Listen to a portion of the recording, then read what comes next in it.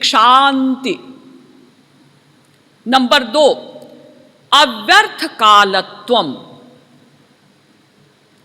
असली भक्त जो वास्तव में ईश्वर का वो दिव्य प्रेम प्राप्त करना चाहता है, वो अपने समय को कभी बर्बाद नहीं करता, नष्ट नहीं करता। वो एक एक क्षण का सदुपयोग करता है। ये मनुष्य शरीर हमें मिला है भगवान के भजन के लिए। इसका एक एक क्षण ईश्वर के भजन में लगाना है या फिर संसार का जो आवश्यक कार्य है वो करना है। अब हमें भाई बात भी करनी है, कोई ऑफिस में या घर में कोई बहुत आवश्यक कार्य है वो करना है, मुंह से कुछ बोलना है। लेकिन होता क्या है, अधिकांश लोग क्या करते हैं, निरर्थक गप्पे करते हैं बैठ बैठ कर दोस्तों में। अरे वो तो ऐसा है, अरे वो ऐसा है, उसको ऐसा नहीं करना चाहिए, उसको ऐसा नहीं करना चाहिए। ऑफिस से आए, अपनी धर्म पत्नी से कहा चाय बनाओ। अब चाय पीते पीते, अरे आज घर में कौन कौन आया था, अरे आज हमारे ऑफिस में ऐसा हुआ। ये सब चर्चा करने की क्या आवश्यकता है? तुम बैठकर हरि गुरु का चिंतन करो। किसी सत्संगी के घर गए, वहां बैठकर बात की, वो सत्संगी ऐसा है, वो प्रचारक ऐसा है, अमुक व्यक्ति ऐसा है, वो बहुत खराब है, उसे ऐसा नहीं करना चाहिए। तुम कौन होते हो दूसरों में दोष देखने वाले?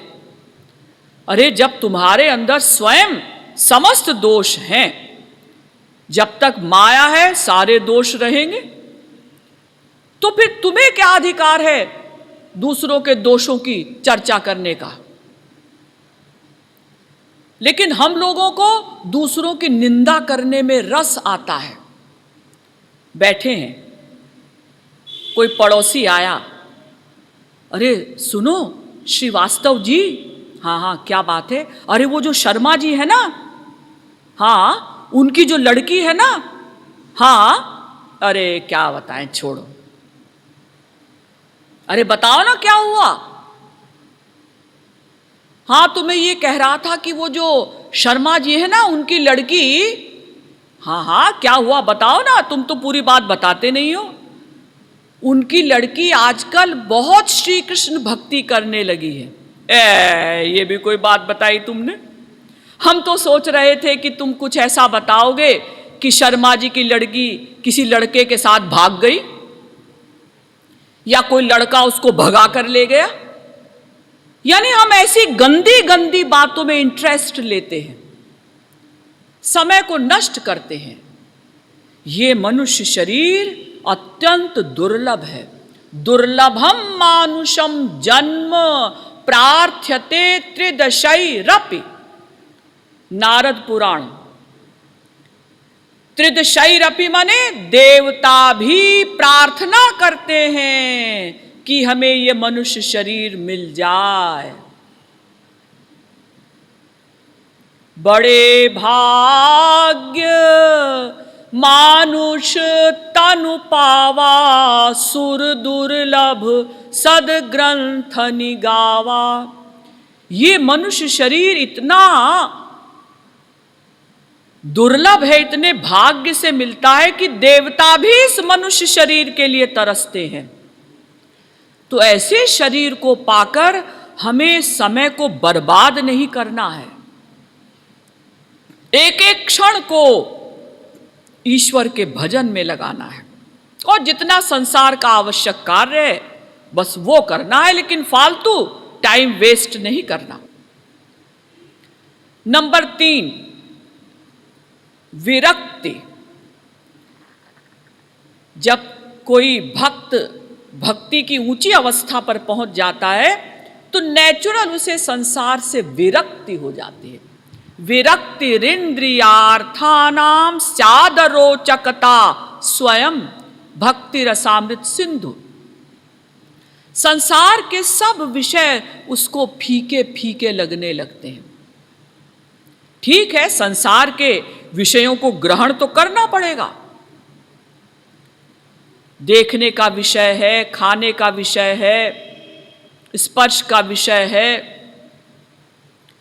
ये सब तो हमें ग्रहण करना पड़ेगा, लेकिन उसमें हमारी रुचि नहीं रहेगी। अब शरीर है तो शरीर को स्वस्थ रखने के लिए विटामिन, प्रोटीन सब कुछ लेना पड़ेगा।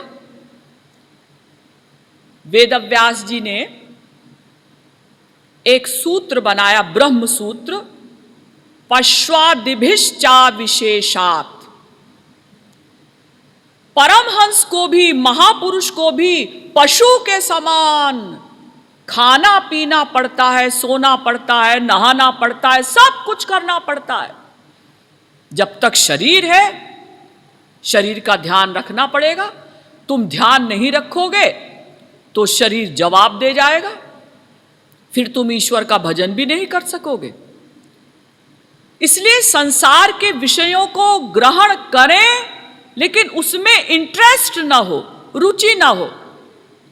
ऐसा ना सोचे वाह वाह क्या दही बड़ा है, अरे वाह वाह क्या रसगुल्ला है, ऐसा नहीं। हाँ, रसगुल्ला अगर सामने आ गया और हमारे शरीर में वो नुकसान नहीं करेगा, खा लो, भगवान का प्रसाद समझ के खाओ। इसीलिए श्रीमद् भागवत में उद्धव जी भगवान श्री कृष्ण से कहते हैं, त्वयोपभुक्त श्रीगंध वासोलंकार चर्चिताः उच्छिष्ट भोजिनो दासास्तव मायाम जये महि। भागवत के 11वें स्कंद के 6वें अध्याय का 46वां श्लोक। हे श्री कृष्ण, आपकी प्रसादी मालाएं पहनकर, आपके प्रसादी आभूषण पहनकर, आपके प्रसादी वस्त्र पहनकर, आपके प्रसादी इत्र लगाकर, आपकी प्रसादी यानी उच्छिष्ट भोजन, जूठा भोजन खाकर मैं आपकी माया को चैलेंज कर दूंगा। माया को कोई चैलेंज नहीं कर सकता। लेकिन उद्धव जी कहते हैं, महाराज आपका जितना भी सामान है उसको प्रसादी मानकर जब मैं उसका प्रयोग करूंगा तो मैं आपकी माया को चैलेंज कर दूंगा। इसीलिए भागवत में सबसे उच्च कोटि का भक्त किसको बताया गया? गृहीत्वापीन्द्रियैरर्थान् न द्वेष्टि न हृष्यति विष्णोर्मायामिदं पश्यन् स वै भागवतोत्तमः। भागवत के 11वें स्कंद के 2 अध्याय का 48वां श्लोक। गृहीत्वापीन्द्रियैरर्थान्, इंद्रियों के विषयों को वो महापुरुष ग्रहण करता है, लेकिन न द्वेष्टि न हृष्यति। विषयों को ग्रहण करते समय वो सुख का अनुभव भी नहीं करता, दुख का अनुभव भी नहीं करता, किसी विषय के प्रति उसका द्वेष भी नहीं रहता, और वो ग्रहण करते समय प्रसन्न भी नहीं होता। विष्णोर मायामिदं पश्यन्, और संपूर्ण जगत को भगवान की ही माया समझकर वो देखता है। समस्त विषयों को ग्रहण करता है, लेकिन किसी विषय में आसक्ति उसकी नहीं होती। आप लोगों ने सुना होगा, चैतन्य महाप्रभु के समय में हुए एक बहुत बड़े संत पुंडरीक विद्यानिधि राजसी ठाट बाट से रहते थे। राजाओं से भी अधिक उनका ठाट बाट था। सोने का पलंग, सुंदर सुंदर लड़कियां सेवा करती थीं, चारों तरफ इत्र छिड़का हुआ, बढ़िया बढ़िया भोजन करते थे, रेशमी वस्त्र पहनते थे। संसार के सभी लोग उनको विषयी समझते थे, लेकिन अंदर से उनके हृदय में श्री कृष्ण भक्ति कूट कूट कर भरी हुई थी।